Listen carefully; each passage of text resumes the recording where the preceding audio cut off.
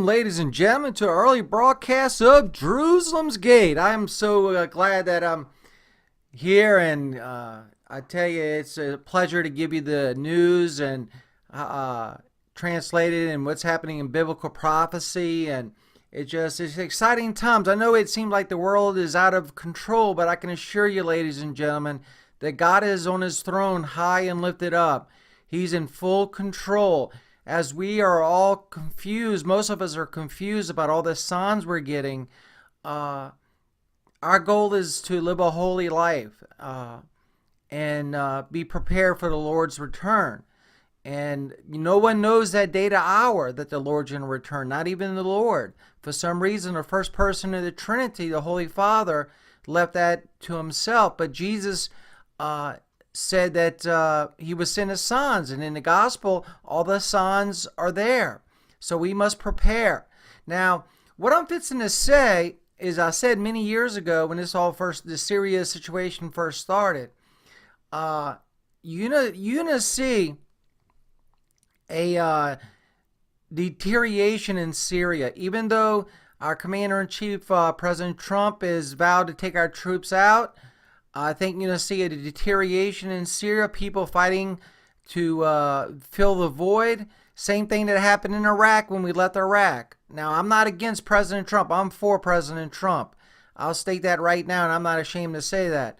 But I stated many years ago, and I felt like I was led by God to say that Syria is going to be the main focus point and a spark that ignites it, all the prophecies. And everybody thinking that the situation in Syria is getting better, but I think it's getting worse. And coming from Reuters, as you see on your screen, situation in Syria's Idlib province is rapidly deteriorating. Russia. Moscow, Reuters. The situation in Syria's Idlib province, where Russia and Turkey have tried to create a de-escalation zone, is rapidly deteriorating. Maria Zakharova, a Russian foreign ministry spokeswoman, said on Wednesday, the territory is now under full control of Nusra militants, she said. Continuing provocation pose a threat to civilians, Syrian military personnel, and the Russian airbase interface, citing Zakharova as saying.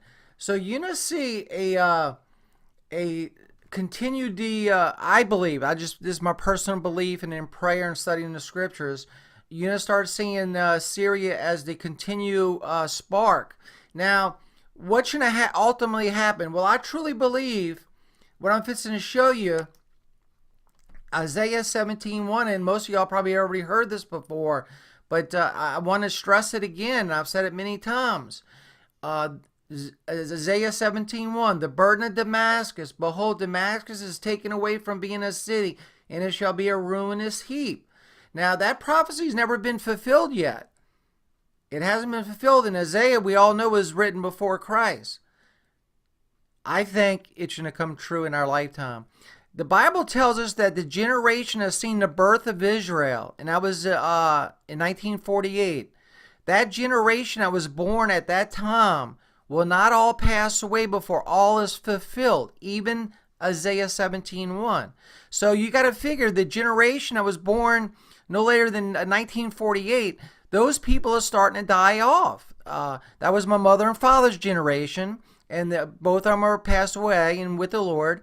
But that generation is starting to pass away, and the Lord tells us that that generation will not all pass away before all is fulfilled, even Isaiah 17:1. Now, I don't want to be a bearer of bad news, but it's just the facts. If you read the scriptures and you study the news like I have, and I'm not saying I can read the future. Only the Lord can reveal secrets, but I truly believe that the burden of Damascus, behold, Damascus is taken away from being a city, and it shall be a ruinous heap.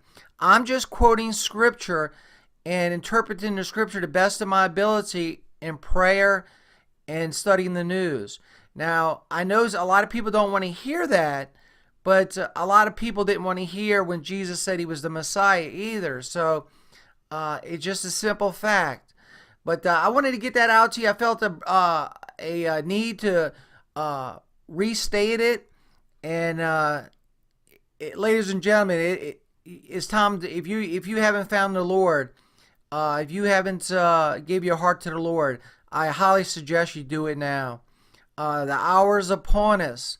The time is short, and Jesus is at the gate, and that trumpet can sound any moment.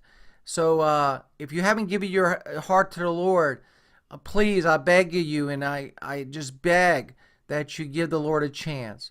With that being said, you're watching and listening to another broadcast of Jerusalem's Gate. We love you. Thank you for watching.